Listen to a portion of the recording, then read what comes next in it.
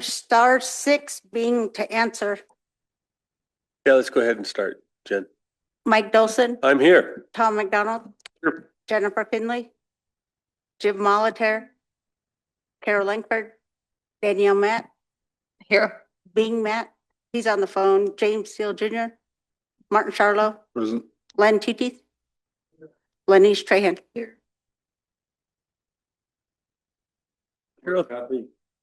Carol, would you give us a prayer this morning, please?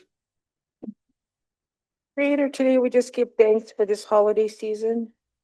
We just ask you to watch over our members, all people that are traveling and people that are just celebrating. We just ask you to be with them and their family. Also pray for elders and our children and keep them safe and strong. Pray for all the people who are in prison, suffering from addiction and who are recovering from addiction. We just ask you to be with them and keep them safe and keep them alive. And we also ask for a prayer for Santa that he is able to arrive on time to each house. And Komiyachi.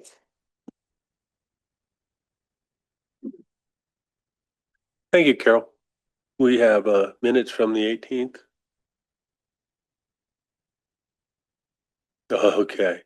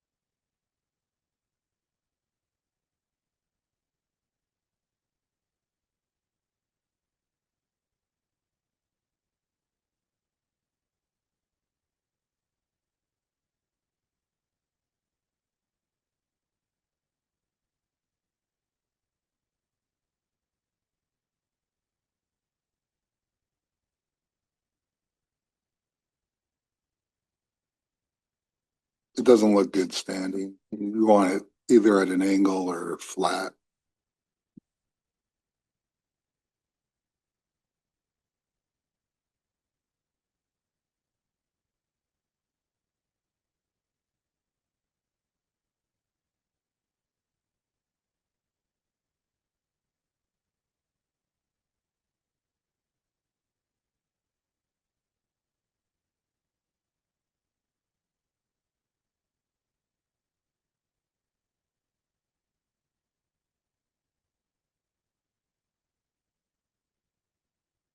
Thinking of, I don't really eat that.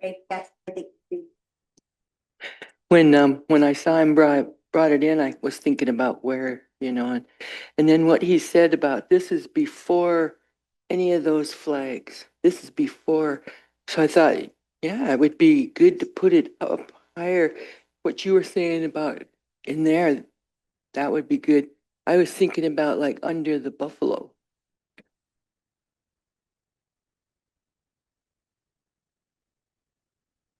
So it even predates those pictures.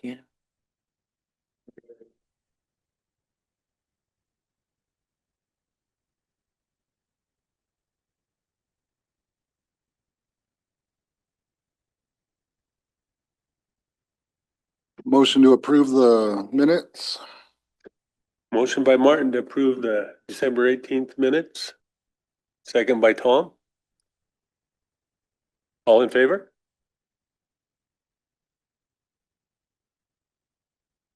We are unanimous.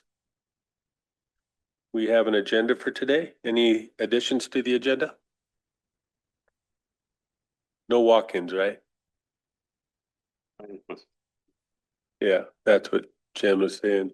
They'll either squeeze in before legal or right after. I'm trying to ask her to come down really quick since we didn't have no walk-ins. Oh, okay. Maybe even this morning, so. With the addition of lands, I'd welcome a motion by Tom to approve the agenda with the addition of the lands issue. Second by Danielle. All in favor? We're unanimous. So if he's got lands, we'll start with lands. I saw that. Morning, Rachel.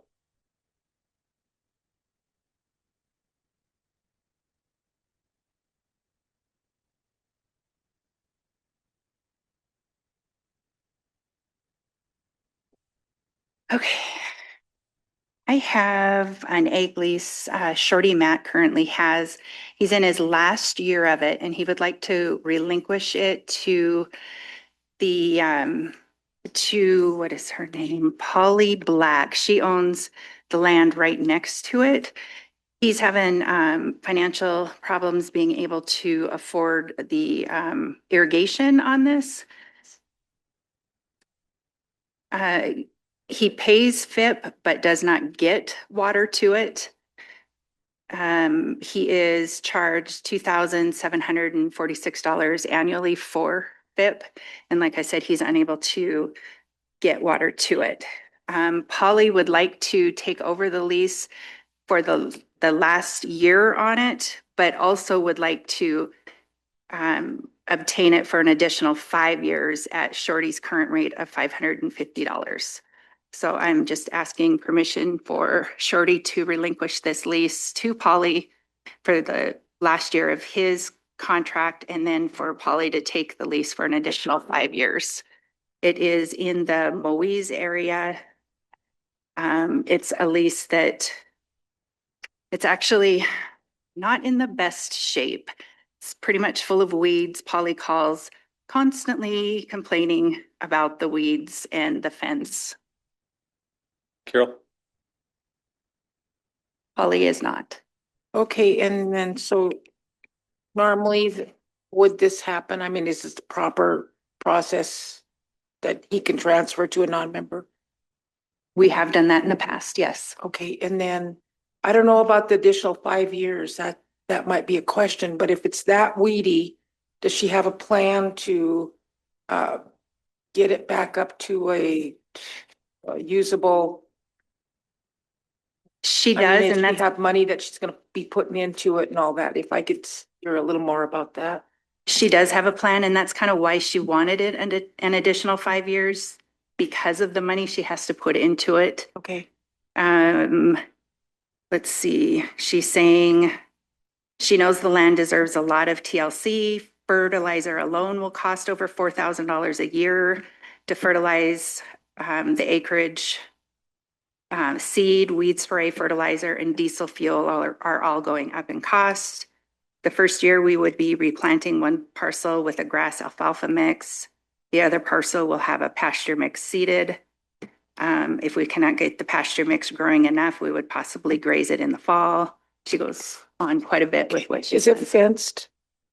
It is fenced, but poorly. So How she many would- acres? 35 acres. Let me look. Just 35 acres? Oh, no, I'm sorry, 84.19. And what is the current lease? Well, how much does he pay annually for it? $550. And then, like I said, an additional 2,700 plus in FIP. Okay, and that meets the minimum? Okay, I'm in favor of it, but I'll wait till everybody else's questions are answered. Did you say she has a lease or she owns land next to it? She owns her own land next to it. How much land does she own? Oh, I don't know. Lot, big, I mean, big branch? I believe she's got a pretty good size, like 160 or so. I think it's privately of theirs. And they've been actually treating the weeds on this parcel of Shorty's just to keep the weeds from encroaching onto them for the last 5 years. Go ahead, Lynn.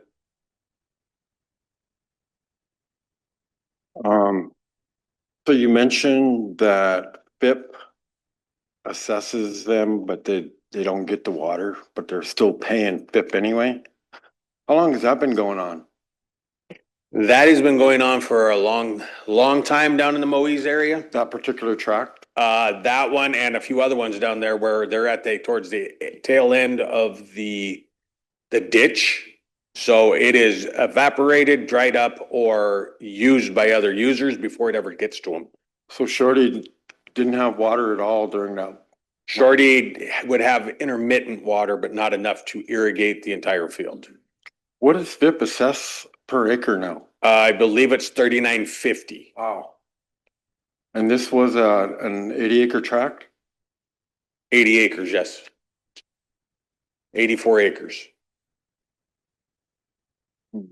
What are our options, or do we come up with any solutions when we're in these kind of situations? I mean, do we? We fight with FIP on these constantly. We also put in temporary deferment. We actually want to get these things fixed. We have submitted 9 of them in the past so far. In the past 2 years, we have submitted 9 different requests to FIP to not bill us because we are not getting water delivery. And every time they've denied them without cause. Okay, I think I would like to see Land send them an invoice for requesting reimbursement, so we have that on record. Well, I believe AJ does. He just submitted a few more this year on a couple other ones that our lessees told us about having delivery issues. And he submitted the paperwork to FIP, and FIP told him that it was on the wrong application. That was the expired one. And they never sent him, and they were going to give us the new application and never have. And we keep requesting to get that paperwork so we can fill it out. Okay. I'm just thinking out loud, do we have the option to send it to collections? I mean, think about it. We're paying for services that we're not getting. Correct. And if we didn't pay that, they would be sending the lessee to collections, right? Correct. And they say it's a delivery issue, it's a train issue, it's an evaporation issue. But it's not our issue. It's theirs to fix, Yeah. and that's where we're at with Dewar. Hopefully it'll correct some of that with the canal rebuilds. But that's where we're sitting on it right now, is that we're at the beck and call of them. They have one of ours that they tore the head gate out, charging us $4,000 in our lessee, $4,000 for irrigation, where we don't even have a delivery system because they tore it out. Yeah. And they are to replace it, and they still have not. Okay, well, I still think we need to send those invoices to irrigation for the reimbursement. And then when the superintendent does come over here, we'll have that discussion with her and let her know that we are not going to allow our tribal member lessees to be stuck in debt over these types of situations. Yeah, we've been fighting with these ones for the 10 years I've been down there at Lands. But we got to do something. Yes. Something's got to be done.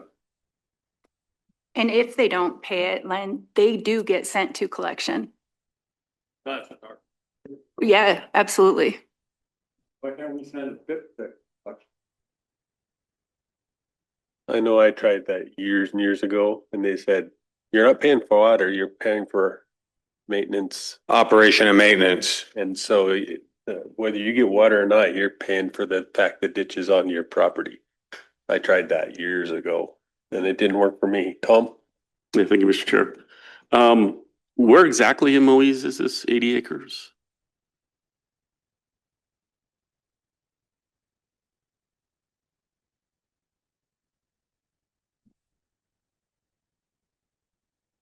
This is on the corner of Evergreen and West Road down there, just before Schoolhouse Lane. It's a 90-degree corner down by Shorty's private property.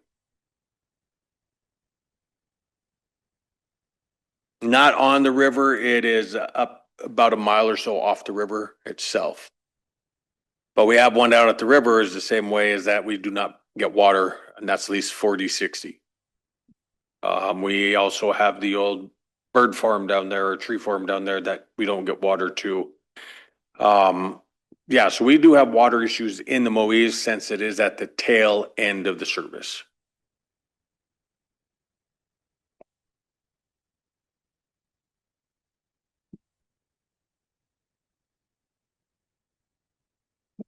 Mr. Chair, I think, I can't recall what their plans are for the betterment projects in the Charlotte area, Moise area, but the goal would be to improve those deliveries. When there's water available, improve the delivery system so those people at the tail end actually get water.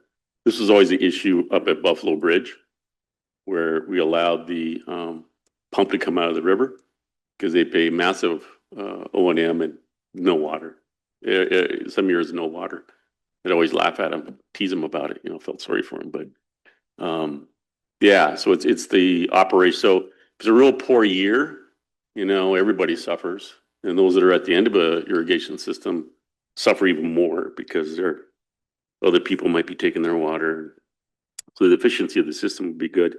My concerns here is that always to try to make sure tribal members actually have an opportunity. So I don't object to the extension of the remaining lease to transfer to the adjacent neighbor that's requested it. But I would rather have the opportunity for everybody to go for a new term. Mark, do you know if this water is delivered by pipe to those properties? I know there are several in the Moise Valley that is delivered by pipe. No, this is the map right now, if you can see it. That is the ditch that don't get water, but you see the fee land over here. He does get a little water on this section of it, but this is the really bad piece right here. And you can tell that which properties there are getting the water.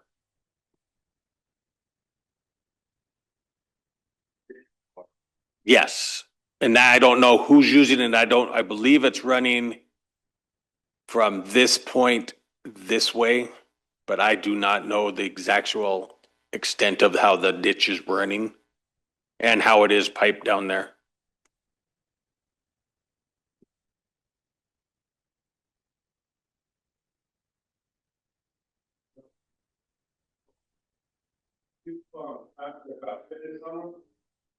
Water, right in the middle.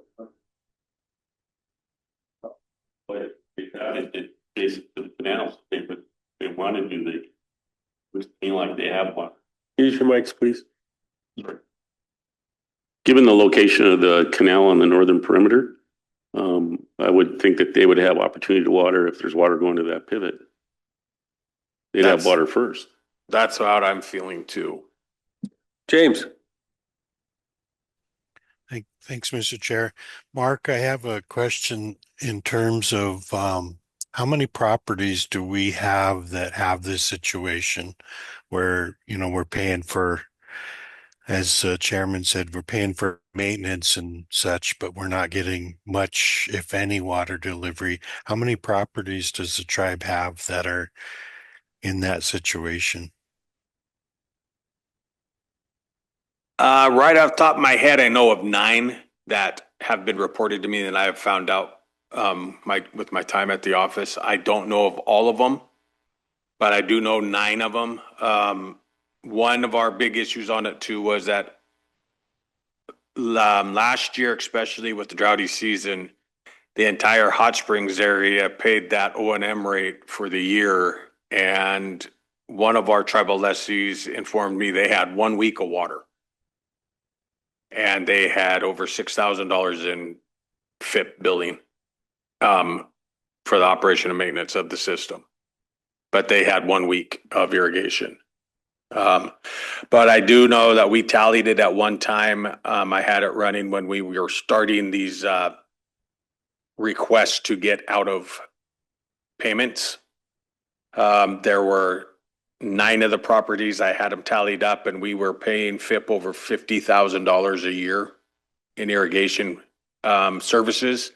And these were failures to the maintenance, operation and maintenance, not the water.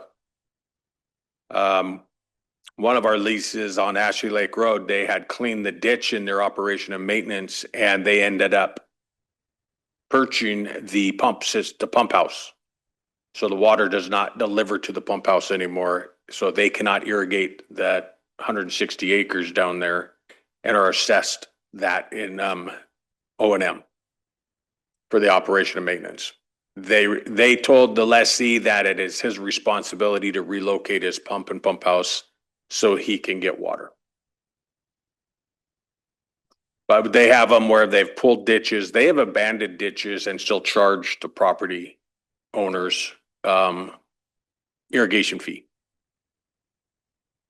Right, Daniel? I guess we've had an issue for some time and we're very well aware of it. It's costing us a lot of money annually.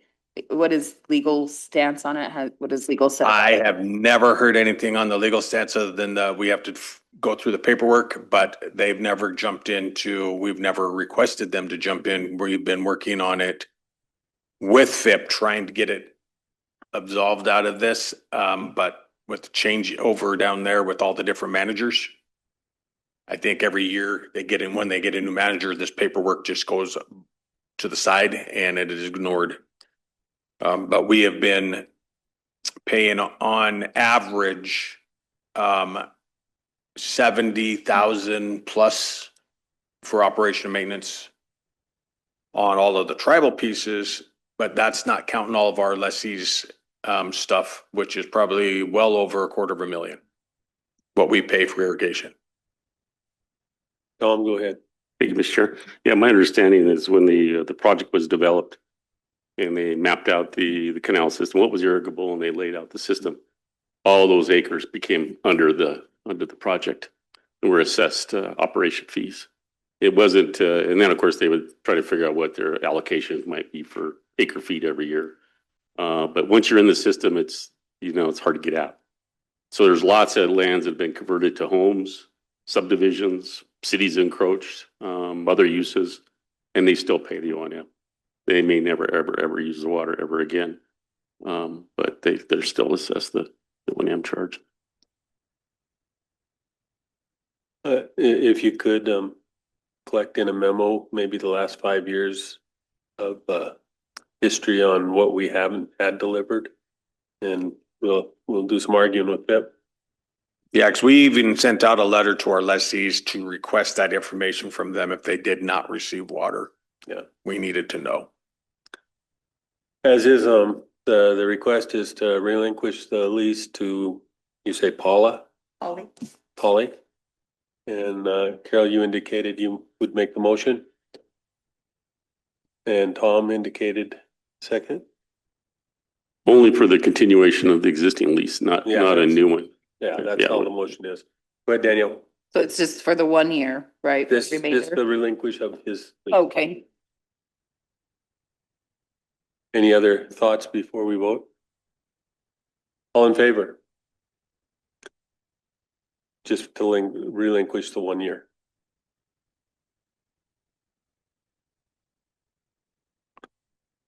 Added 5 years?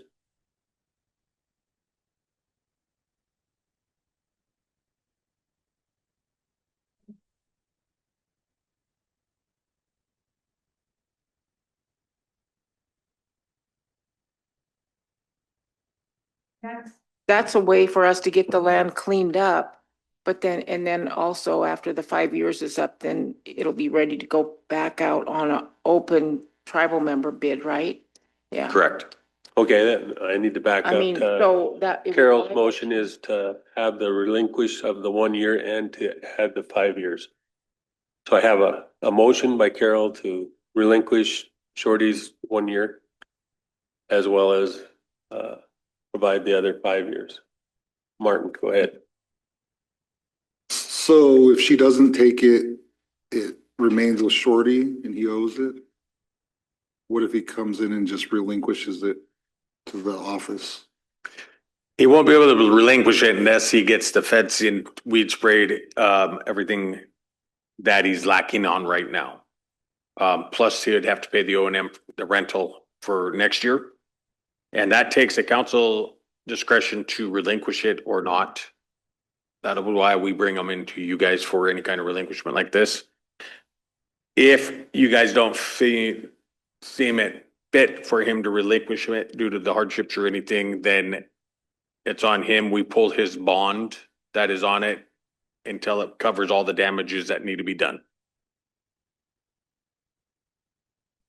Which would probably be the whole bond, it sounds like. You know, he's, Go ahead, Carol.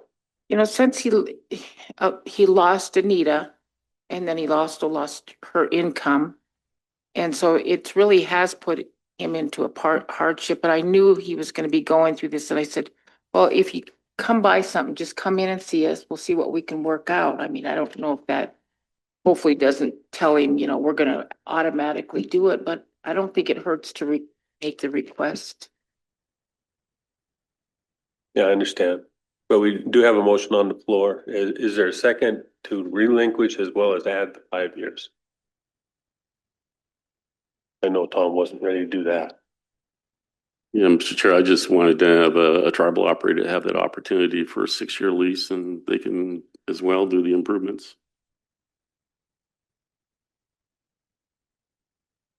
No second? Relinquish, last 5 years. That's what Carol's motion is, yeah. Motion dies without a second. The other recommendation Carol made was to invite Shorty to come in and ask to tell us his story. You had another issue, Rachel? Yes, the other issue is a kind of a follow-up and get a clarification on Gray Wolf Trailer Park down there. It was brought up is like, how many tribal members do we have down there? We have one, yes, tribal member family. That individual husband or significant other is the tribal member that lives there. She works at Tribal Health. They're there. We have one FIP employee that's living down there. We have another individual that works at Gray Wolf Casino itself, but is not a tribal member. And we have another one that says other, so they're out of another tribe. Those are the individuals that are down there. We were wondering on clarification, it was already stated as a action, was to have it for tribal members that were down there up here to be at an allocated rate at the remaining, what the rental was already. We wanted clarification. Does this mean for like the Gray Wolf employees also, or another tribal member who's working for the tribes or in one capacity or another, or a FIP employee? Do these ones clarify into that allocated rate? The motion was just for our tribal members. Pretty sure Carol made that motion. That they would stay at the original rate. Tribal members or descendants. Was it descendants as well? I'm pretty sure it was descendants too. Okay, tribal members and descendants, not of other tribes.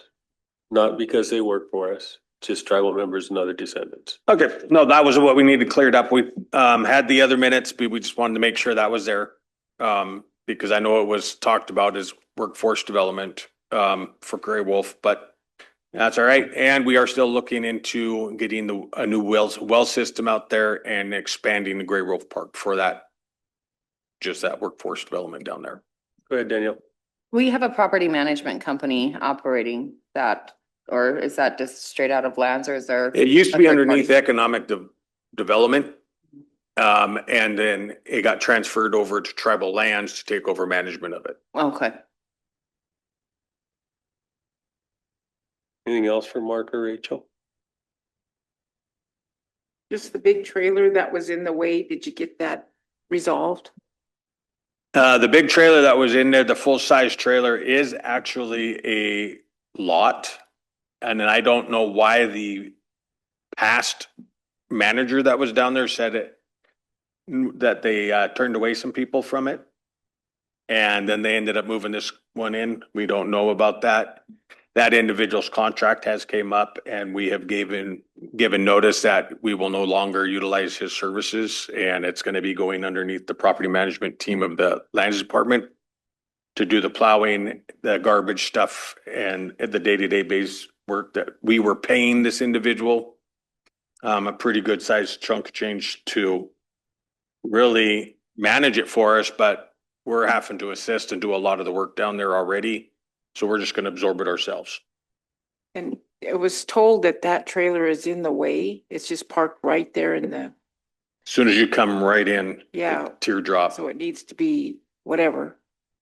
It's one of our trailers or not? I would have to take another look at it, and it might be the one that, it might be moving out. I just don't know yet, because we have one that said if they couldn't get the allocated rate that they were going to relocate. And we'll look into it a little more, because I can't remember whose trailer it was, or if it is the tribal member family that put it there. Go ahead, Tom. I think, Mr. Chair, I know that we had this discussion when we were talking about this, just the need for tribal housing, but also the original intent of purchasing down there was to provide for Great Wolf Peak Casino's workforce. And when the board was here, they didn't think they even had anybody there living there. Well, they do have a worker there. The other ones that are on site, they're there every day, 7 days a week, 365 days a year. And it is appropriate for that to be workforce development for particularly that tribal facility. So again, I would encourage the gaming board to look at this and then work with lands to have a creative solution for future management. Yeah, because the individual that's working at the casino right now said that the elevated rate, how it changed right now, timing wise, she's not going to be able to handle that. So she's actually going to be moving her trailer out of there and finding some other place to live. Bing. Thank you, Mr. Chair. You know, last Friday, we had a gaming board meeting and this was brought up. You know, it really doesn't sound like they don't want to have anything to do with this. You know, and transfer it back to you guys. Because they don't know what side of the fence they're on. If they were, you guys going to give it to them, or you want them to give it back to you to see who's going to be in charge of that. So they were kind of up in the air about it. Yes, last Friday, you know, we had our meeting. So I told them, well, I said, I don't know. Last time we talked about it with Mark, I said they were talking about, you know, giving upping those rental fees out there for the people that are out there and whatnot. I said, so I don't know how many of them are going to stay and move out or what's going to happen. I said, because I think there'll be maybe a couple tribal members that live there, which I found out there's only one because I talked to him the other day at Walmart, you know, and he said that, you know, he appreciate that he didn't get his rental raised out there, I guess. So anyway, I don't know what happened with that, but that's what we're trying about what gaming so far. So I don't know what to tell you, Mark, but that's what they were saying yesterday, Friday at the meeting. Yeah, if you could just reach out to the gaming board there too and have them come up talk with us so we can come up with a plan, because we do want to develop more down there. We would love to work with the casino and gaming on that whole thing to develop it into a rentals area for workforce development. I'll call Brian and let him know. Okay. See if he can set something up for a meeting with you. Yeah, that'd be great. Okay. I got James and then Carol. Go ahead, James. Yeah, thanks, Mr. Chair. I drove through there a few weeks ago and noticed the large trailer, but also was kind of pleasantly surprised that it's the trailers and the such that are there. It really didn't look ramshackled is the only word I can say, because I, I know a lot of us have seen enough trailer parks and courts where they're really ramshackled looking, and I was surprised to see that the majority of those trailers look in decent shape, look well taken care of. But I definitely appreciate Carol's motion to for tribal members and descendants, but I just remember, I know when we bought that and we're negotiating with the original owners 20 years ago, the intent was for gaming to, we were talking about having it as a trailer or a RV park potentially, um, supportive housing or whatever housing for gaming employees, those kind of things.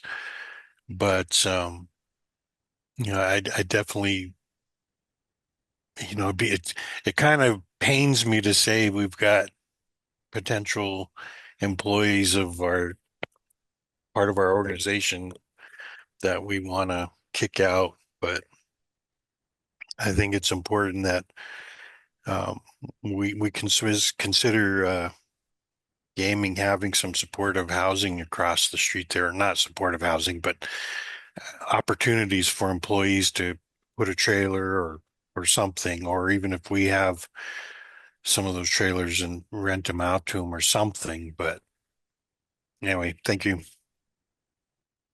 Carol?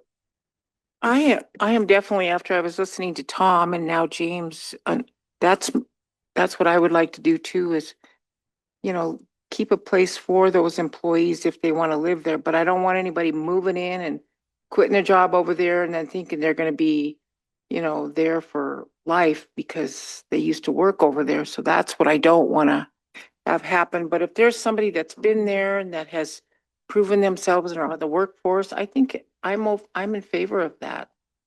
Because that's kind of what it was set up. But I remember it was initially set up to have the RVs that are now in the parking lot. That was going to be over there, but the critical part was how were they going to get across that highway? That was the scary part for me. But I would like to include it if it requires a motion. Well, I'm wondering if that can't be an arrangement made between gaming and lands, that they can't figure that out. Well, they should bring a policy to us that they want to enforce in terms of workforce development at the site. I got Danielle, then Martin. With Lands as the current property manager, I think there's some discretion there. And I think that you should be able to come up with a plan, tribal employees, 10% off market rate, Grey Wolf employees, 20% off market rate, tribal members, 50% off, and everybody else at fair market value. I mean, there can be a scale that way. You don't have to come back for everything, get that plan together, and then you just know who's coming and who's going and exactly what those rates are for them and get verification of employment. And when somebody moves out, somebody can move right back in. It'll push tribal member in there. If they get a big discount, it'll push employees from Grey Wolf and also house, our tribal staff. So I think there's a way to do that where you guys can manage effectively right there in the office with a good policy or a good plan in place. Go ahead, Martin. Yeah, I think that's a really good idea. I think whoever this employee is, maybe we should let them know that it's not set in stone yet as far as that one person that works at Grey Wolf, because I don't want to see them lose an employee over this either. I know the staffing up there is difficult and the turnover rate's pretty high. And this is one of those benefits that people would probably go work there just to have a place that's fairly inexpensive comparative to the rest of the county.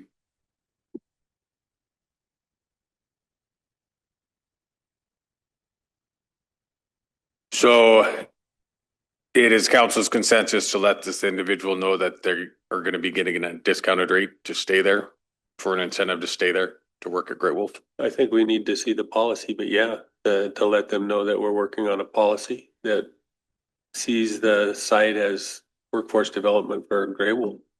Okay, I'll have, being if you could get a hold of Brian, but we'll reach out to Brian also, trying to get something set up as soon as possible. Yeah, thank you, Mr. Chair. Absent the fact that I hate to see development in this area. But it's too late. It's already happened. I would also like to look at is in the future, figure out how we can do a pedestrian underpass right there, similar to the one we have up here north of Pablo, similar to the one they have over like simple one like that Silverwood over in Idaho. Just so we could have that ingress egress for the housing or RV park across the way. Try to start thinking about that, how that could happen. I know it could happen on that site where the highway is. So it's I think it's doable. It's just coming up the money. If there was a grant for that. If nothing else, a light. Light, yeah. That would help. That's a whole different thing. But I love the idea that Mark said, if there is water availability, that we look at expansion. And I think it's critical. It has to be a partnership with Grey Wolf. And they need to facilitate that. They just didn't know they had any workers there. They do. So they have a protectable interest in that site and they need to step up their game. If they're into it, I'd just soon turn over management for them and give us preference for other tribal members that aren't employees to stay there. Thank you, Mr. Chair.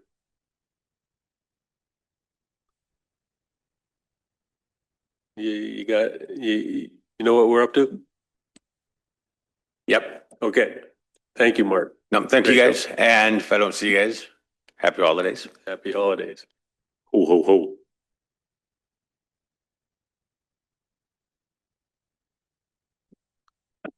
Morning, Aaron. Come on up.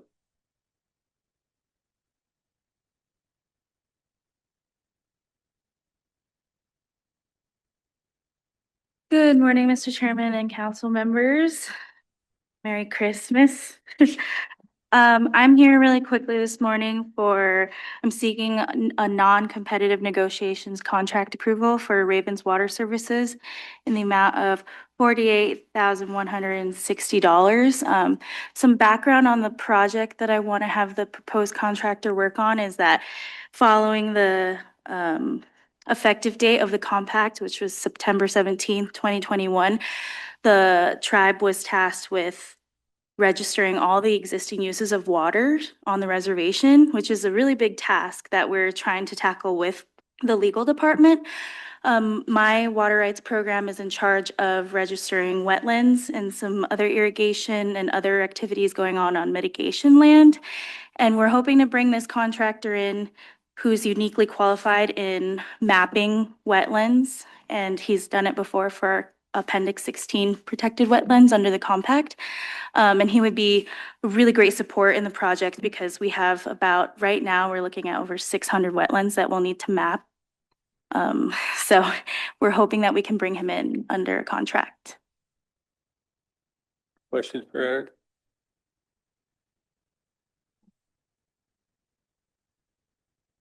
Motion by Tom to bring in this contractor. Martin?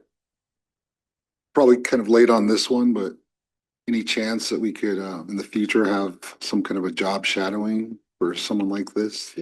Yeah, we had a GIS person in our division before, but he had recently left for a promotion at NRD. So yeah, we did just put out a job position for a GIS analysis. So I know that Dewar is definitely thinking about having that in-house person. Motion by Tom, second by Martin to approve the non-competitive contract to Raven. Is it Raven Services? Ravens Water Services, yep. All in favor?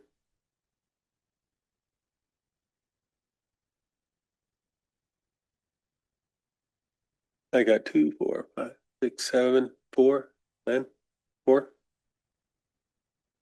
We're unanimous. Thank you. Aaron. Merry Happy holidays. Christmas, everyone.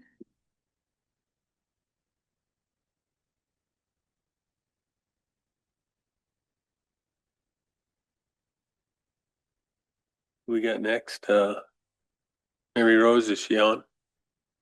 Right there. Oh, she's hiding back behind there. Okay. Morning, Mary Rose.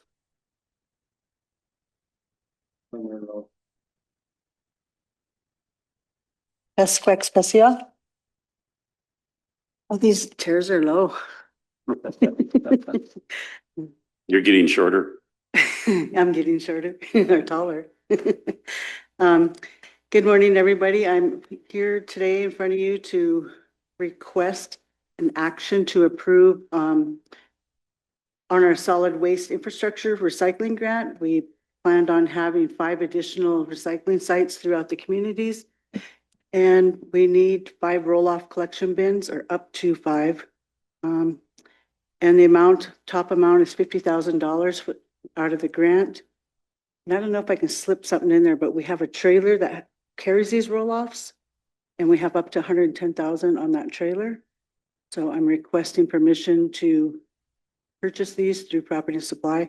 We have done our due diligence and found 3 quotes on both the roll-offs and the trailer for Delphine. Are there any questions? Roll-offs are collection bins. You know how you see over at SKC, those recycling, the big bins? I'm not getting that big of bins because I want to be able to function ourselves and not depend on BFI or Lake County. I want to be able to pull up with our trailer and manage it ourselves. So ours will be a little different than the ones that you're seeing in the communities. They won't be that big as the ones at SKC or in Polson or Ronan. They'll be smaller, and we'll be placing them in St. Ignatius, Arley, Dixon, Hot Springs, and Elmo on tribal property. I'm trying to make them functional enough that we can manage them. Martin? What do you do if people put garbage in there? Well, unfortunately, we'll have to sort it out. It's gonna suck, but we will have cameras on them, so we'll know who does it. And I'm in hopes that we can get an MOU or communicate with the tribal and Lake County officers to make some fines on those.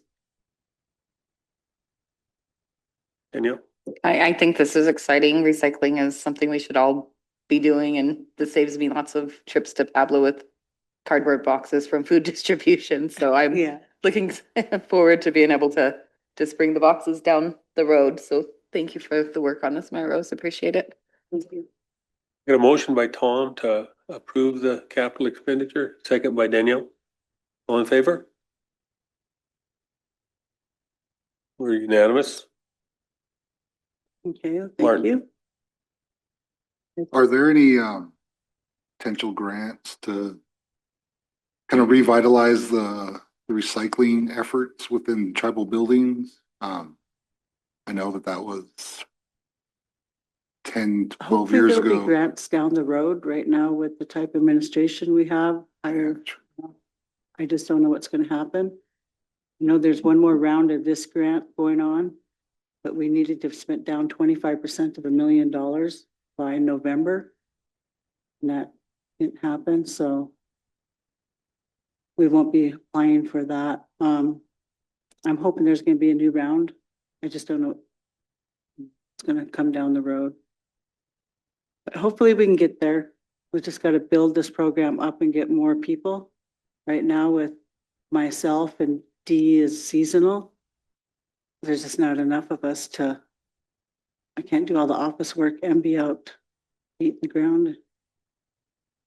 Hey, definitely, that's why, we need staff, or we need to increase the funding, or both. Yeah. I guess those go hand in hand, but yeah, I guess us as an organization should just start working with Yeah. maintenance on And I need to that. find that ordinance. Remember when we banned styrofoam?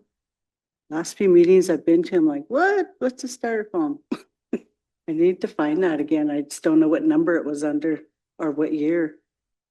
But if any of you have ideas on how to find that ordinance, I'd like to get that shared around again. And I know they're buying it because it's cheap, but it's not good for us. Another one I have, the next one, I don't know how to move this. Yeah, you need the truck to pull your trailer. Yes. So the next, I put the cart before the horse. So now for the horse, we have up to $72,000 to buy a 1-ton truck to pull this trailer and the roll-off. So I'm looking for approval to purchase a truck up to 72,000. We did do our due diligence, got 3 quotes, actually got 5 quotes. And once I get your approval, then we'll actually go out and look at the trucks and see what's going to best fit our needs. Tom, Just a question, Mary Rose, did you look at electric vehicle for this? No, I haven't looked at the electric I think vehicles. they're in that price range. You can get that size truck. We can look at a few of those and see. I get scared of electric vehicles, but if we get stuck in the woods, then I have to walk out till I get service. Well, the new Ford pickups have a 500-mile range. Really? Yeah. So I don't know if you'd even like this time of year expend that kind of mileage or time in one day without recharging. it would fit your recycling theme. Yeah. Well, we'll look into that too. We have approval to proceed looking for a horse for her cart.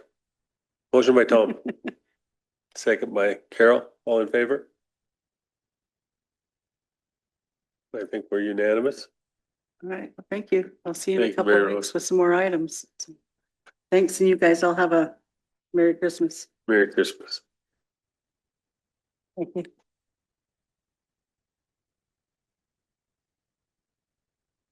Mark. Morning.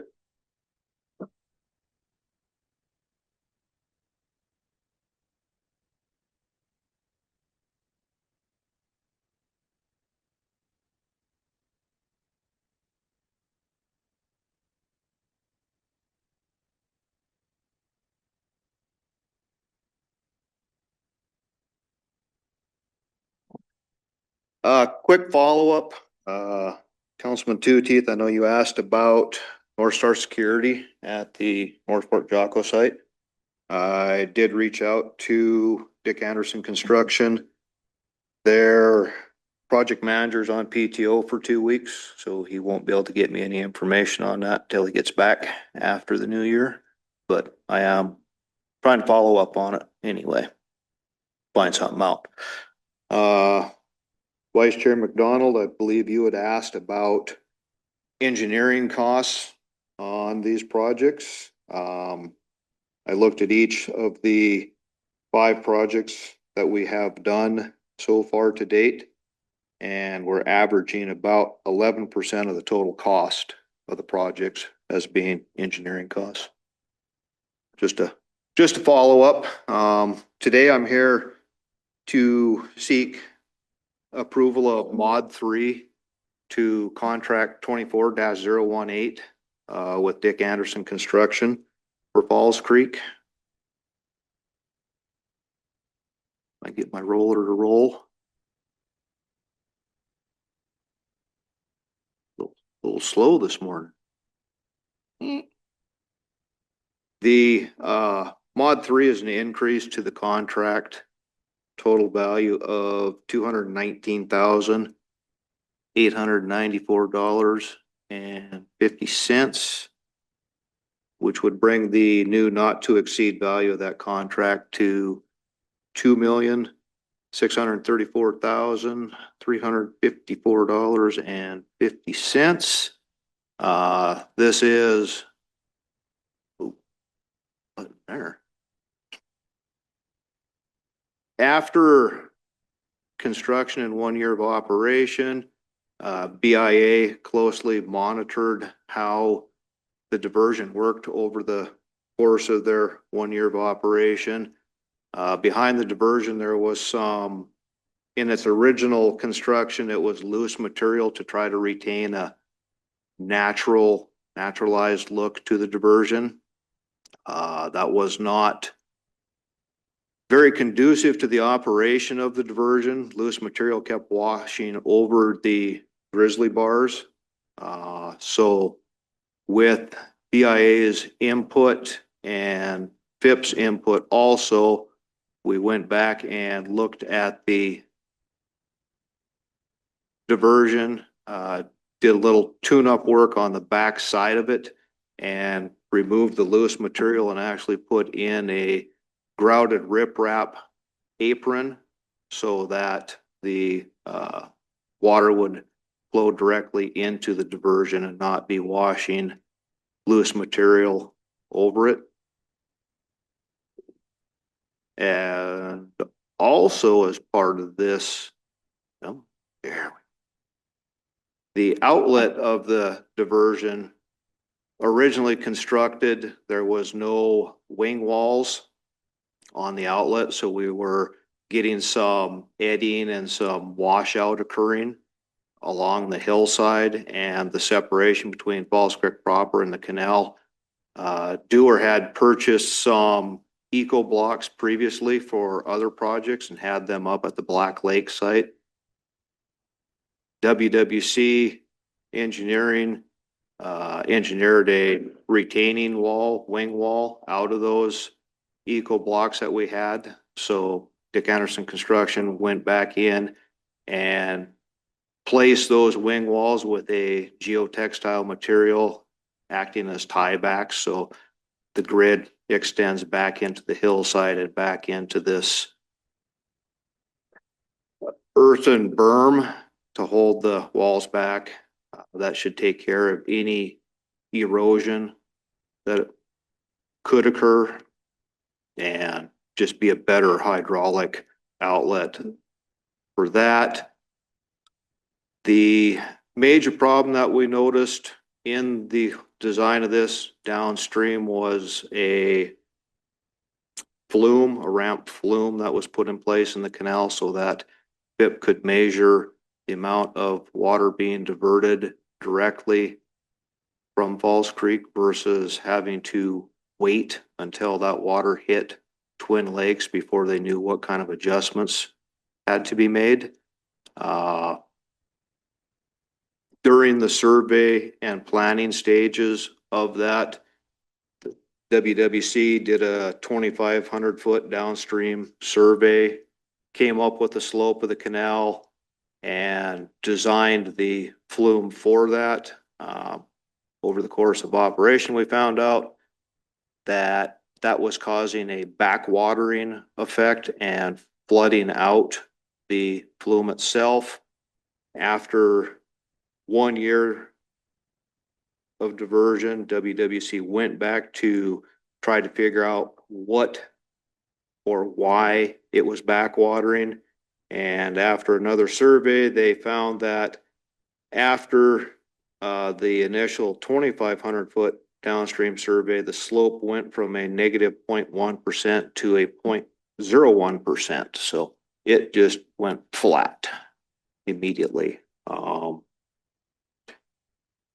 So rather than having a flume with walls in place that would cause the backwatering effect,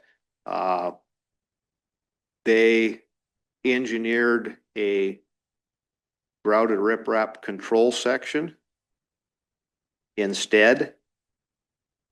Come on, one more. So the walls and the wing walls of the flume itself were cut off and removed, and instead grouted riprap is placed such that this is now what is called a rated section with a staff gauge in it.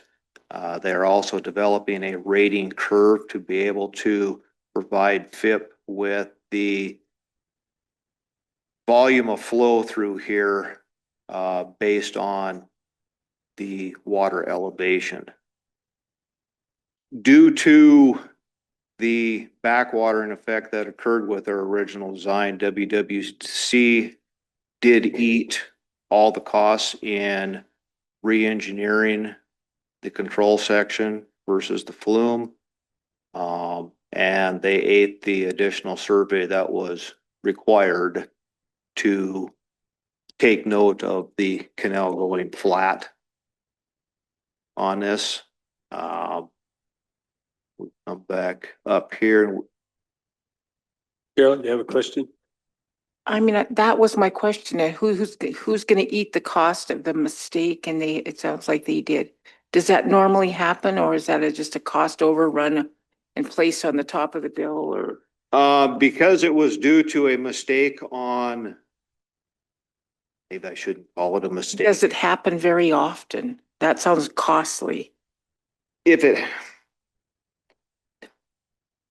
on most of these projects, we have never run into this problem. Oh, okay. The canals typically maintain their grade throughout, and, you know, a 2,500 foot downstream survey, you would think, you know, basically a half-mile downstream with that same slope, that would have been the slope that they maintained throughout, but there was that change after the survey that Unexpected. nobody accounted for. So, but they did raise their hand and take ownership of that, said they did not realize that was there, so they did stomach the cost of. Yeah, so make a good note of that, because companies like that are willing to accept their issues. Appreciate.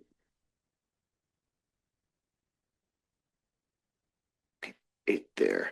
And Dick Anderson, for their part, this is their quote. They did also eat some costs on this, because they had done the bid for a ramp flume floor that we did not end up placing because we tore that out.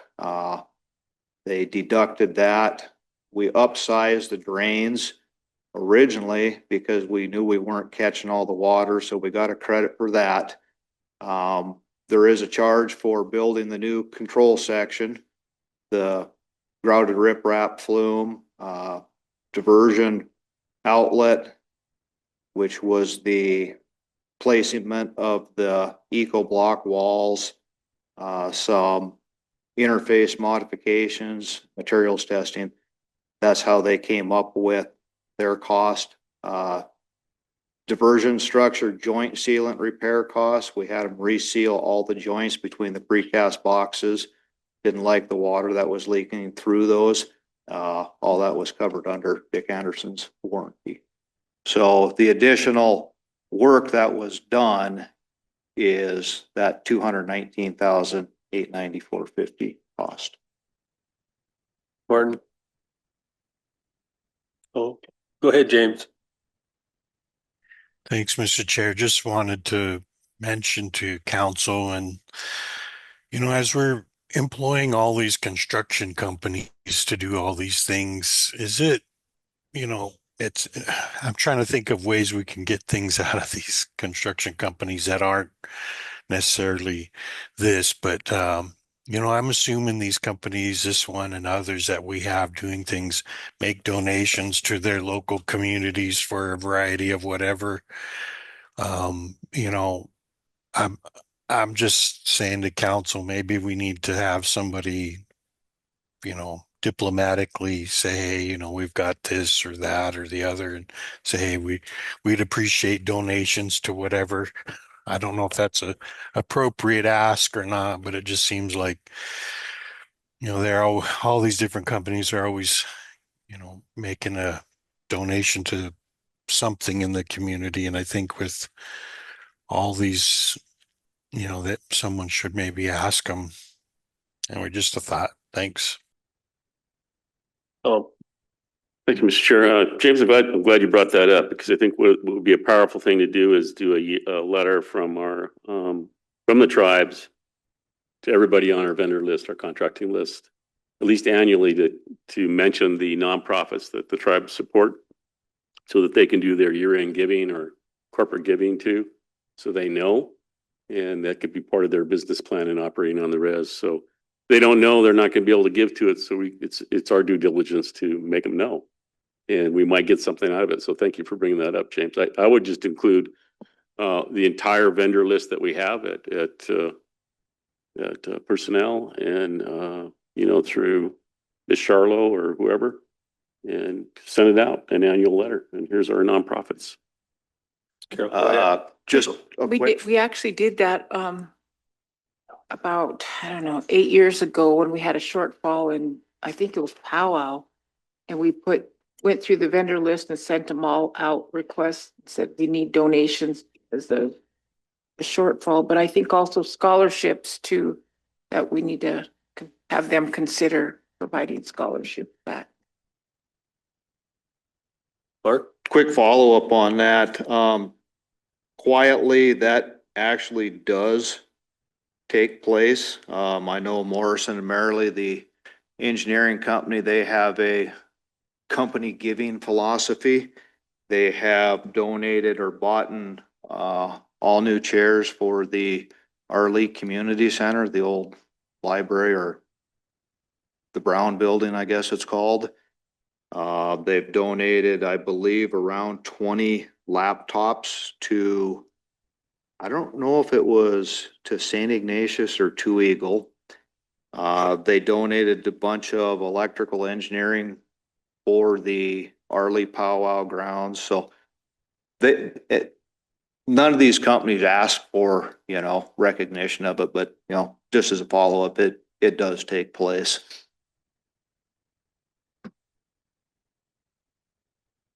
Well, let's get back to mod 3. So we're approving a mod after the fact, basically. It's a reconciliation, yes. Yep. Motion by Carol to approve mod 3 to contract 24018, Falls Creek diversion. Second by Martin. All in favor? We're unanimous. Go ahead, Len. Thank you, Mr. Chairman. Mark, I think it's really important that you acknowledge what these companies do in regards to donations, so we can in turn let our membership know. Because right out there now, the way it appears, or way it's perceived, is we have all these companies out here that are getting all of these big contracts, and we're not getting information out there to our members about who exactly is working out there, how many tribal members are working out there. But it would be really good to know what they donate, what they do for the community, so we can relay that information to them also. So.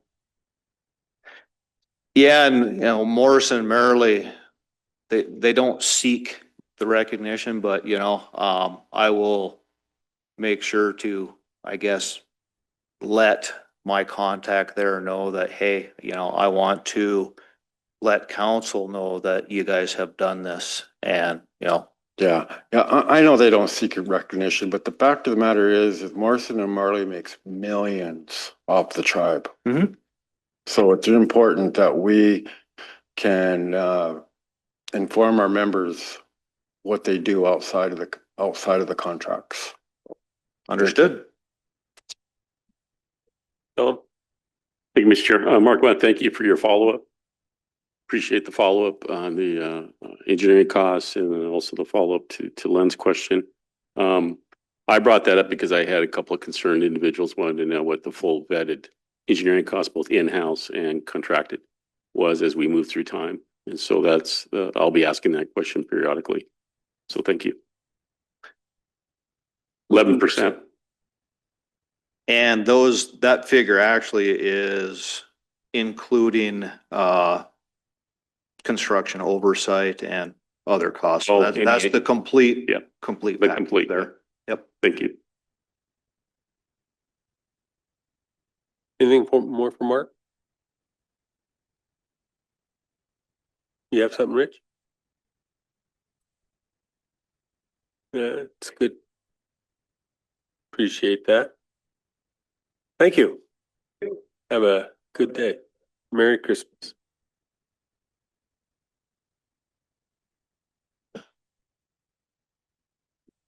Morning, Whisper.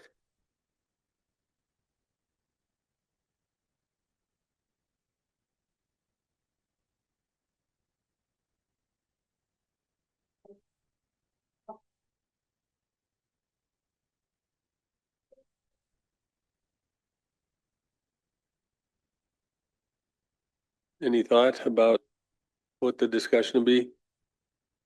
Open or executive? Not the Wolves.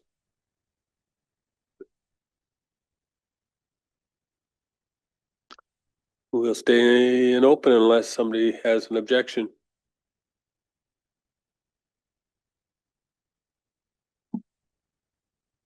Go ahead, Great. Whisper. Thank you for seeing me today. I'm going to be talking about a request from the Colorado Department of Natural Resources. In 2020, a voter approved Proposition 114, directed the Colorado Department of Natural Resources to restore a self-sustaining population of gray wolves with reintroduction beginning in 2023. They created a management plan that called for 30 to 50 wolves to be reintroduced to Colorado for over 3 to 5 years, and they were guided by scientific and expert review. They are currently in their 3rd year of implementation. I think it was an NGO reached out to our legal team to ask if this was something that CSKT would be interested in.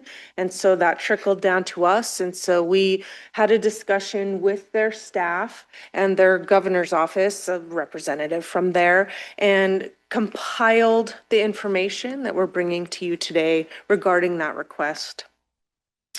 They previously had sourced wolves from Oregon and British Columbia.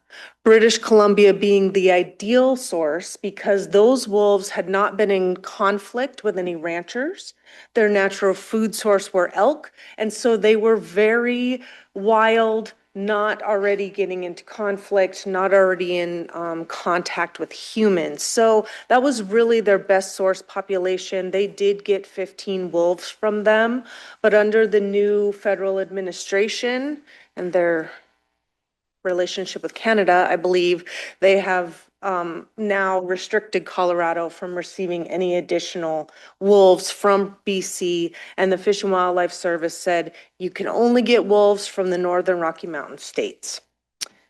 That's unfortunate because now they have to try to ask around for wolves. And there's a lot of political and social restraints going on with that type of request. Montana and Oregon, the states have indicated they are not willing to provide wolves. And in the state of Colorado, ranching opposition has remained strong through their reintroduction efforts. We spent some time going through news articles and looking at a lot of the conflict that's going on, and it's as you might expect when wolves are reintroduced to a landscape they have previously been removed from. Yep. Whisper, what is our estimated population? I'll get down to that in just a little bit. Okay. That's okay. Yeah. I don't think I have the total population, but I do have some dynamics. Recently, Colorado was working with the Colville tribe to provide wolves. They were set to do it. And then the Southern Ute stepped in and said, why are you talking to other tribes? We don't want to have this. And Colville backed off of the reintroduction that they were planning to do. We asked Colorado representatives if they have been in meaningful conversation with the Southern Ute or the Ute Mountain tribes. Those are the only 2 tribes with reservations in the state. They said they were going to do more discussion with them. So I'm not sure that it was meaningful. I feel like maybe this would still be an issue for us. And they did indicate that the Southern Ute have some property in the area where these wolves are going to be reintroduced that they're likely using for agricultural purposes. So what they are asking of the Confederated Salish and Kootenai tribes is if we could provide 5 to 15 wolves for translocation. This would either occur in January to the end of February, or if it was going to take longer for us to make this work, they could do it over the next year. They are really trying to get this done in a quick manner because, you know, the political implications. The faster they continue to move forward, the better for them. They're willing to cover all costs for reconnaissance, trapping, health checks, transport, and monitoring. They would be willing to donate some GPS collars for CSKT for wolves not removed. And their preference is for non-conflict or low conflict wolves, which I need to say is the wolves that we would also like to keep here. We don't want to keep our problem wolves who are in conflict with ranchers. We would rather keep the good wolves that are minding their P's and Q's. Their potential exchange, they are willing to provide pronghorn, which is something we've talked about trying to get more at the bison range due to predator reductions. We don't have a lot. We tried to work with the state of Montana on that, but that fell through. And they'd like to do them as soon as possible. Go ahead, Tom. Question was, do you have any familiarity of shipping pronghorns that far? No, we don't. We were talking with the state of Montana to get some over by Great Falls previously. My guess is they'd be netted, probably not sedated, but I don't know. It depends on how much work you have to do with them for the vet checks and how well they transport, if they don't freak out or if they're just calm. Once you get them in a trailer and then driving them over here probably immediately and then releasing them. There are a couple of diseases that have been popping up in pronghorn. That is some of the issues on the east side of the divide. So I think there would definitely be those health checks that would be necessary. And I don't know if they would then be asking us to shoulder that cost. Yeah, I didn't know whether, that's quite a bit farther than eastern Montana or central Montana or just around Deer Lodge. Yeah. Yeah, they're super sensitive. I remember when we grabbed the antelope before, they're really hypersensitive. Yeah, and pretty hyper. They want to get away from you. I would imagine they'd have to be tranquilized for that kind of a 24-hour shipment. Are they the same animal, the pronghorn and the antelope? Yep, it's just a difference in semantics and name. Pronghorn is a antelope. I know they're fast. Or speed goat. Or speed goat, right? And I think I saw some of the old videos when pronghorn were brought to the bison range, and they were manhandled pretty hard to get them into the trailer to get them here.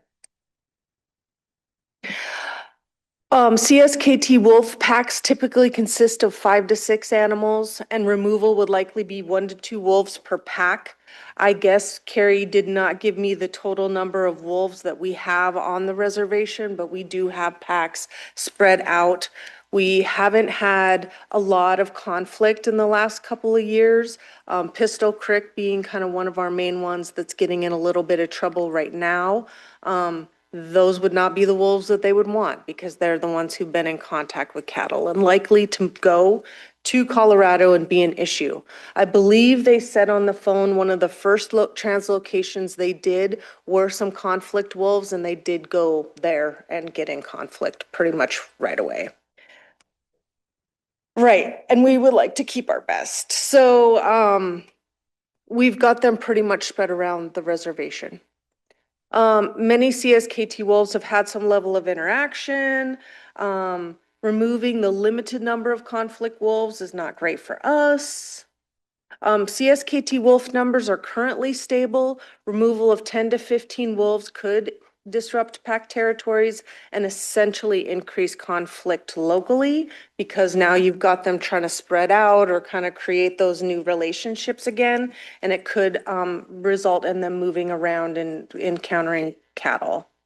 Using juvenile wolves could reduce those impacts, but the youngest pack we have is up in Mill Pocket and Hog Heaven. And if we were to donate that pack of wolves, that would require helicopter capture. And so they'd be flying around those closed areas that we currently have established for CSKT only. Some of the logistical and process challenges is that their timeline is very tight. It does not allow a lot of time for internal CSKT review. I am not sure if you would want us to survey the culture committees or potentially even engage public comment for a project like this, or if this is something you would want to decide on your own. And significant staff time would be required to organize, analyze, and do these presentations. So it would create quite a bit of work for our staff. And we don't know the state of Montana's position currently on this translocation. We don't know why they're not interested in participating, considering I don't think they really like wolves. So I don't know why they wouldn't give them up. So it could create some issues between us. Yep. Have you talked to Warren Hansen about it? No, we didn't talk to Warren about it. We didn't. I don't know. The politics, I guess I felt like was their business. I don't know what their issue is. We could have asked. So, It seems to me like the anti-wolf people just support the reduction of wolves no matter how it happens. So it just seems to me like they'd be willing to do it unless there's some stock association connection that they are trying to honor down in Colorado. my guess is that might be the connection, but I'm not totally sure. We could follow up with Warren. The benefits to us, cultural.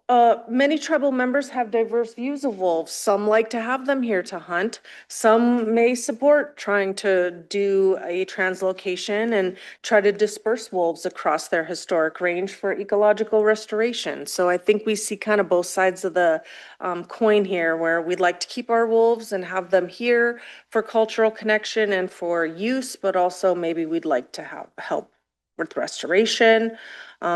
That is a benefit to CSKT. We could be part of this regional recovery of a culturally and ecologically important species. There's the possible wildlife exchange benefit and additional collars and hardware that they would be providing. That said, our staff, even though we recognize the value, we also feel like we're not an ideal source population for these wolves.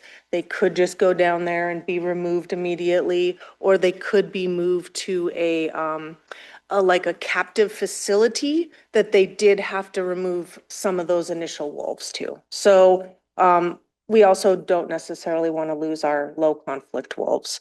That lack of consultation with the Southern Ute did make us feel a little nervous as well. I don't have any contacts down there with Southern Ute or the Ute Mountain, and I don't know that tribal political connection and some conflicts there. So if you are interested in us moving forward, we would be willing to do that. And if you're not, we'd be willing to communicate that with Colorado as well. Shehoy. James, go ahead. Sorry, I couldn't figure, I forgot which one was which, lower hand and thumbs up.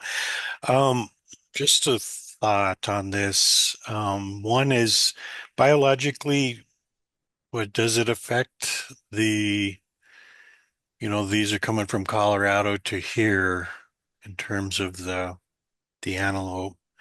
What does that look like? And then the other one is, I'm wondering if diplomatically somehow we can figure out how to reach Southern Ute and, talk to somebody there. I don't know if we need chairman or department head to department head down there, but it'd be better than, I think there needs to be some sort of diplomatic connection there of some sort. It just, we don't have to do like Colville did, just back out, but maybe find out, I don't know, maybe we get a hold of somebody in Colville and say, hey, what's the connection there? But anyway, thank you. Mr. Chairman, I could respond at least to the pronghorn question. There can be localized subspecies when an animal species is in a certain area with just them breeding for a while, they can get kind of specialized to that area. But overall, pronghorn are kind of just pronghorn, and we would be able to move them here if this project moved forward with some uncertainty, costs of transport, costs of vet, things like that, bringing them across state lines. Go ahead, Tom. Thank you, Mr. Chair. The Wyoming, Colorado antelope population is the largest migratory animal migration in the lower 48. It's the last remaining one, like the buffalo used to move about. This is the last one that's down there. It's pretty cool, pretty good population. The question about the Ute tribe, I can see they're concerned about their sheep. That's what it is. The interesting thing though is that, and I went down to the floor of AT&I because in the reintroduction of grizzly bears in the mountains there out of Seattle, north of Seattle, the local tribes there were against it. And I said, well, how dare you, be offended to, not reintroduce an animal that's always been here, part of your culture. And you're just concerned that it might eat, one more salmon. And it's part of the salmon ecological structure that evolved here. And they were pretty self-serving. We got into a pretty nasty debate there for a little bit. But I said, no, we're not going to stand down. That's the right thing to do. And, when you restore animals to their historic range, that's a win. It's always going to be a win. And it's less pressure on us. It was, the Threatened Endangered Species Act was a hardship for us because we've always done the right thing and maintained the animals and knew how to live in balance and respect. And then all of a sudden, everybody else just ruins it in their habitat and their back door. And then all of a sudden, all they're left is just like us. Then they come in and tell us, well, you got to do this because you're the last place to have them. So it's always been in our best interest to have animals restored that are on the threatened endangered species list because they can always bounce back to it. They can always be back to, well, yeah, you got wolves now, Flathead Reservation. All these wolves came down from Canada to populate the Rocky Mountains region. Minnesota has always had their own wolves over there in the Great Lakes region. But so in the effort for us to have the most freedom of management of our resources, I think it's in our best interest to try to support and restore wolves wherever they were in their historic range. But there's also this cost that Whisper talked about. And there's this presence of need to shape our wildlife population to the least conflicting. And so there's a certain amount of weight to that. So the best thing for these guys to do is to go back to Canada and try to reopen that door, obviously. But I would just, table it for now and say we don't have enough time. We have very limited non-conflicting wolves, but we are absolutely interested in the restoration of wolves in Colorado. And we would like to be able to support that in a more thoughtful way, cost-effective way, but your timelines are too limiting. That would be if I was in your shoes, Whisper, I would concur with that. Me being a political beast, I'm for restoration of wolves everywhere. And in the long term, no matter what our current costs would be, it's in our best interest to see that there's wolves thriving in Colorado versus just in Western Montana, just on our reservation. Thank you, Mr. Chair. Other thoughts?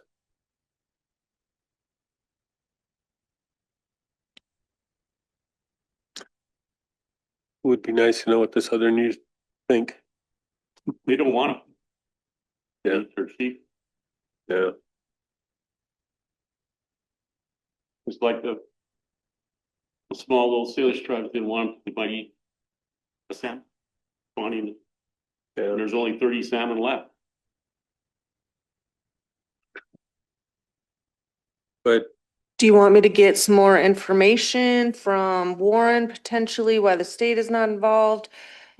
Ask culture committees, what would you like me to do to move forward? Because they are willing to wait for the next year and maybe something better will come along in the meantime. I could do a little more work.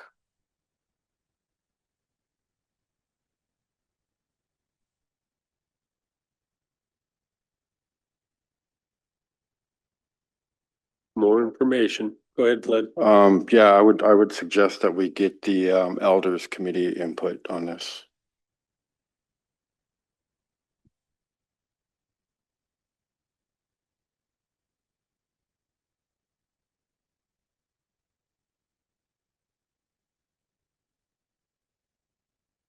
And I think Tom's very much on point that the best source is those Canadian wolves.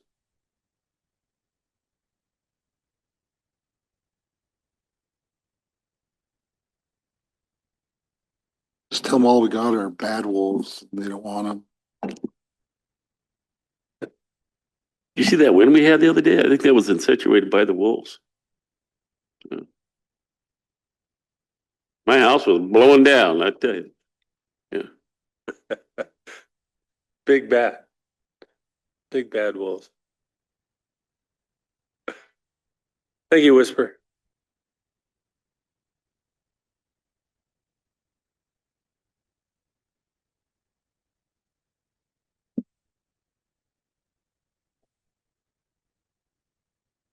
Good morning, Tribal Council. Mr. Chair, our final Tribal Council agenda request today, bringing to you is an organizational chart update. And it says three additional positions. It's actually 4. And so I'm going to explain that or give you a summary of what we're asking for today. In the Natural Resources Department, we have 3 divisions, if you recall. The first ask is in the Division of Engineering and Water Resources, and we'd like to add under the Environmental Restoration Program, we want to add 1 restoration project manager due to increases in projects. Under the Information and Education Program, we would want to add a GIS analyst position.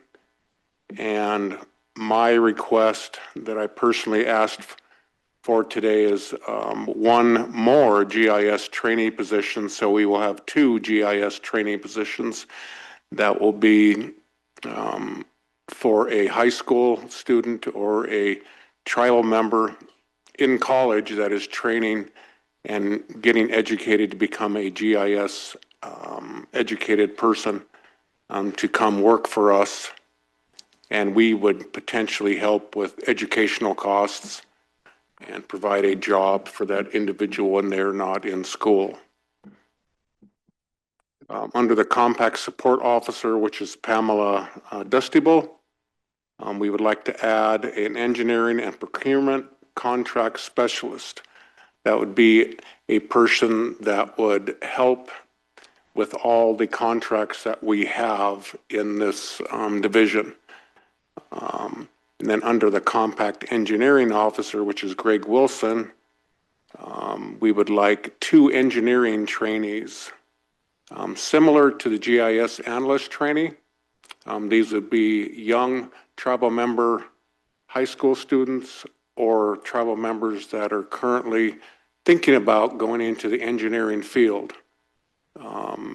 in an accredited university or college system such as Montana Tech, MSU, New Mexico, wherever. And we do know that SKC is now offering a field in engineering, which we would definitely support, a 4-year program there at SKC, and then they could move on to higher education at another university. We would provide a job opportunity and potentially help with education as well. These have been done in the past within our department, fisheries, wildlife, and then the potential is into the future that we'd like to add a fisheries component because we have a lot of fisheries work that is being done in the Dewar division.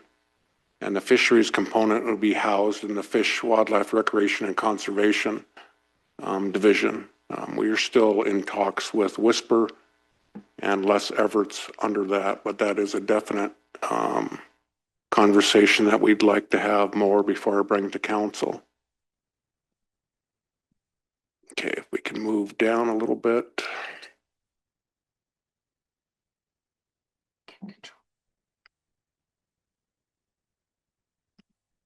So this, I think I submitted the funky looking, yeah, right here. The yellow ones are the new additions. You can see the engineering and procurement contract specialist. I had to handwrite the engineering trainees because Martin was out of the office that day, so I couldn't reprint it. 2 GIS trainees. These are additions to the hydrologist trainees that we already have.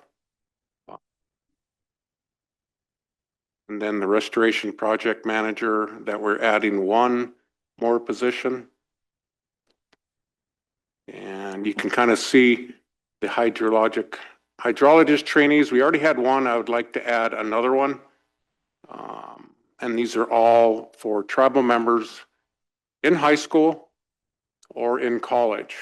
And I'm going to be working on those after the first of the year to develop a position description and get those advertised until filled. Now, these are difficult to fill because young tribal members typically change majors. They get into the fields and they find they don't like it. I did the same thing when I was younger. I was in business, then I went to forestry, and lo and behold, I got a master's in business over time, 20 years, but then I'm still in the natural resource field. So things can change quite rapidly. And then the one new one that came in late, and I did email it to you guys last night from my phone. I don't know if you got it. In the fisheries program, we're going to have some changes happening over in 2026. And maybe we can go up to the main one. If we got that added on there. Les Everts is going to be retiring sometime in February. And our plan is, because we don't have a tribal member or descendant to move into that position, our plan is to elevate Craig Barfoot to the program manager's position. He's going to be retiring within 3 to 5 years. And we still don't have a tribal member in fisheries. The latest one we had was Evan Smith, but he didn't pursue graduate school. He was a tribal member in fisheries, but he didn't pursue graduate school. So that's where I'm looking at a fisheries educational component trainee position for a tribal member in high school or somebody that's already in college, to work towards that fisheries program manager position that needs a master's. So we are at the same level as the state and the feds. And we've always been priding ourselves on being the flagship program in Indian country.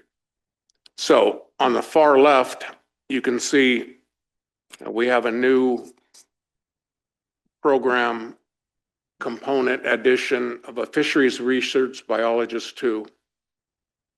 And this would help us because we have needs dealing with Flathead Lake co-management with lake trout, as well as the EKI FERC relicensing coming up, that we would like to hire a master's PhD level individual to help us with that endeavor.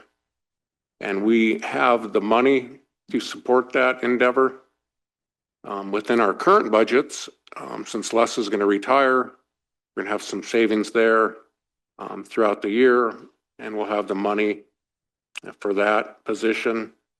And the money for the positions in the DUR program will come out of the Water Compact Fund. But again, the difficulty we're finding is hiring these positions, the professional positions, because housing has been an issue throughout our valley. The technician or the educational training positions are a lot easier because we believe we can find young tribal members that see an interest and have the aptitude for those positions. This money is already in your budget, right? You had it appropriated this year.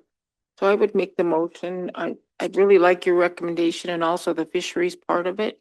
I think the sooner you move on that, because I like seeing this kind of stuff where new tribal members have an opportunity, and it just kind of gets everybody thinking about, wow, there's going to be future jobs. And so it's just thinking outside of the box. So thank you.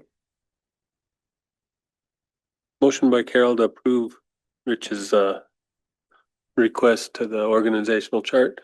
Tom, go ahead. Thank you, Mr. Chair. In referencing the position you're talking about, the master's level position that be focusing on Flathead Lake or whatever, is the intention of this to help frame the new 4E conditions or whatever would be in relicensing? There is, excuse me, intent on trying to get somebody in there. And so to be able to have that high level research level ability to speak that language and help us through that relicensing. It is a challenge. And the reality is we're going to be losing Les Everett's very soon. We're going to lose Barry Hansen in the summer, and we're going to lose Cindy Benson in the summer. All three of those people are retiring this year. And so trying to backfill behind them with people that can hopefully have a tiny bit of transition and be able to take over some of those big things that we have coming up is the intent of those changes in the fisheries program. The one thing, sorry, Mr. Chair, the one thing that was interesting to me that I can't wrap my head around is the temperature issues in the lower Flathead River, given whatever flows are, and what is the best, and how does that factor in with flows, given each month of the year. And I just don't have a good answer to that. So I really appreciate more research into that, because that goes directly to Flathead Lake level management. It is. It's just, it's the amount of water that might be really warm coming out of Flathead Lake. And does that wash the cool water coming up the Jocko or Mission Creek? And is it worse or better? Is it better to be at low flows coming out of Flathead Lake when it's real hot and let the chilling effect of the tributaries help maintain the river, not get washed out as much by the water coming out of the lake? That's my issue that I have. So, in maintaining a fishery in the river.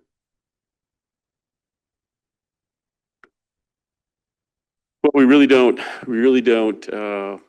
We used to run thermographs in the river and monitor that, but I don't think that's present in current stuff right now. And so that's what I would really like to monitor, is with the temperature of Polson Bay, and the temperature of like the outlet at Jocko River, right at Schleep, and Mission Creek, those kind of things, Crow Creek. That's it, yeah. Those trout seek refuge in cooler water, and if flushing flows coming out of the lake are just so darn warm in August, you're better off not having that quantity of water. Then so be it. And that might aid the recreational pool elevation, that issue, or it might go the other way. That say we need to pull that water, we need to drop that water down. I just don't have that solid answer. I would second the motion. Motion by Carol and second by Tom to approve the organizational chart recommendations from NRD. Go ahead, Whisper. Sorry, I do owe Brian a call back this week. We are planning to make a presentation to council on the 2025 lake level impacts, and the temperature in the lower Flathead River is part of that discussion. So the staff have been working together to come up with their observations over the last year and then future data needs. So we'll be bringing that in soon. A lot of noise out there right now that people are looking at the lake, and a lot of noise. Go ahead, James. Thanks, Mr. Chair. I was going to say I'm in favor of the action, and then I could ask my question after the vote. All in favor? We're unanimous with Len out of the room. Go ahead, James. Thanks, Mr. Chairman. Just a general comment I've made from time to time. When we think about, 7,000 to 8,000 members, and we have about 4 that are on the res, and of that, separate out our working age population, those that are retired and those that are, still in school or grade school and such. We get down to 4,000, 3,000, probably 2,000-ish number. Let's say generously off the top of our heads, maybe 3,000. And we know we hire the tribes and all of its entities hire about 2,000 probably. So we're getting to a smaller and smaller number that we all struggle with, and we know it anecdotally, but we don't know it you know, concretely. It would be really nice if we had someone, a data analyst or something that could give us that number as a council and as an organization to say, hey, we have 1,000 tribal members, working age population, or 2,000 or 3,000, whatever that number might be. You know, we have 8,000 members, and it's not that big of a, it's bigger than some tribes, but it's smaller than most. And, you know, and I've often said this, we could take our 8,000 members, put it at Grizzly Stadium or MSU Stadium, and we have a lot of room left. And so I know we come up against this often, especially with retirements, but it would be generally kind of nice to know what that working age population is, that number is, and how many do we actually employ with the tribes or our tribal entities. And I would venture to say we probably have, you know, 1,000 or less pool of available people to search after or recruit or that kind of thing.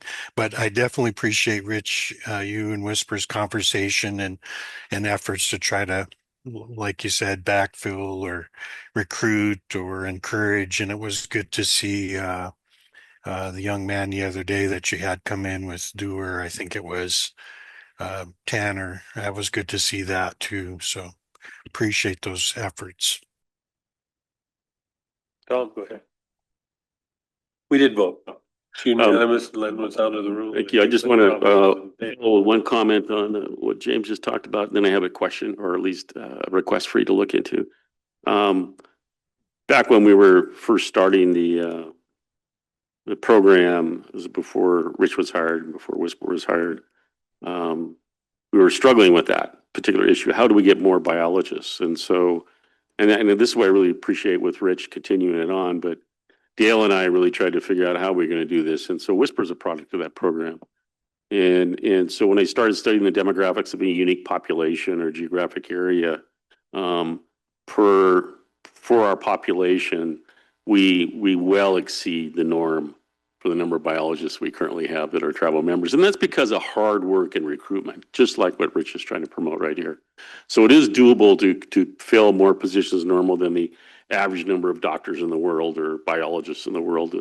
We exceed that standard through hard work. And I just want to acknowledge that and appreciate that for your division and the NRD.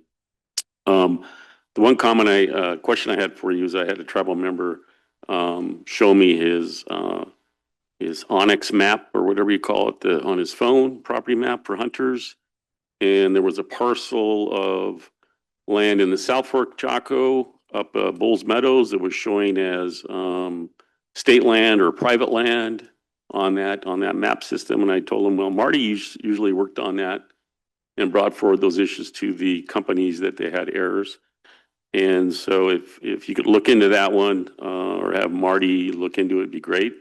But it's one of the game warden's dad showed me it on his phone. And so, and he had the same issue down there on Old Freight Road where they live before, and it was corrected. So he showed it to me this Saturday. Thank you. Yeah, Marty's pretty astute at those things, as you know, Marty, and some of the tendencies that he has. So he's very focused. I'm not going to use the word, but well, it's an okay word. But my son had it, the autism tendencies. So he's very focused. And you give him a task, and it could be any task. He'll drop whatever he's doing. He will get that task done. Even if you tell him to wait a week, he won't wait. So we'll be very cautious on asking Marty when to do that, because he might be on leave and he'll come off of leave just to do that.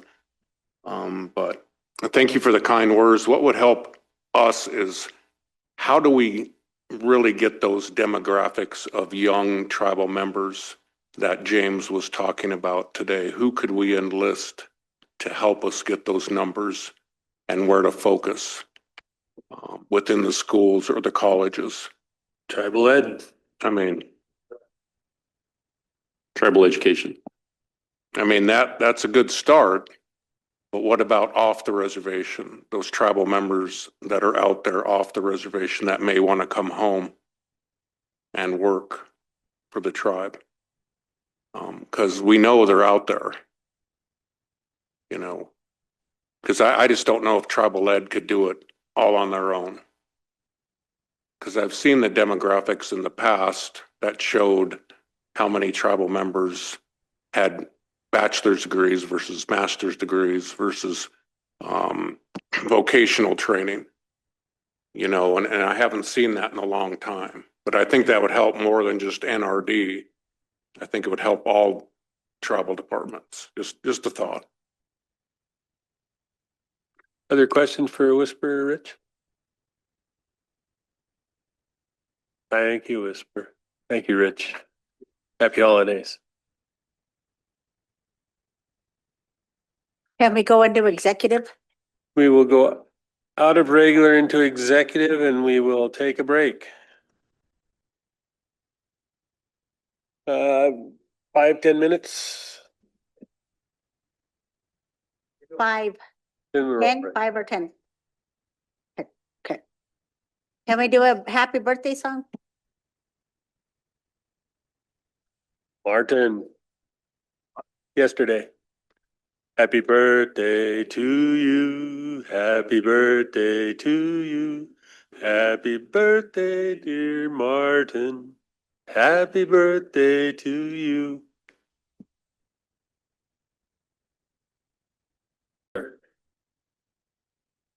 Definitely allow Melissa and Lana to chime in on this, but I think the first action for council's consideration is whether or not to include Class 1 gaming in the gaming ordinance. Motion by Carol to approve the gaming ordinance as is. Second by Tom. All in favor?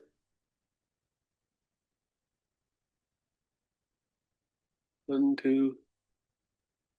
James, Tom, favor? Martin? Martin? Carol? 1, 2, 4, 6, 7, 4, and I'm opposed. Carries. And that was just on the Class 1 gaming, right? Exactly. Okay, so the next potential action item, whether or not the council would like to consider it today, is whether or not council wants to approve the gaming ordinance pending the updated edits that Melissa was going to work on. I actually think that's what Carol's motion was. Okay. All right. Including Sorry. Class 1. Okay. Including Class 1. My mistake. Sorry. Then next, Mr. Chairman, council members, would be the EKI charter amendments resolution. Motion by Tom. Second by Danielle. All in favor? We're unanimous. Okay. Then the last item would be the gross receipts tax ordinance for the council's consideration. Motion by Tom. Hungry for that one. Second by Bing. All in favor? We're unanimous there. All right. Thank you very much, council. We appreciate your time and hope you all have a Merry Christmas. All right. Yep.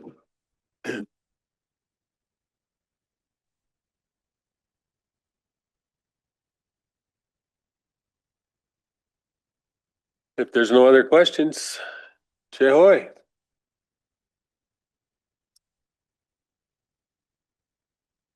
Merry Christmas.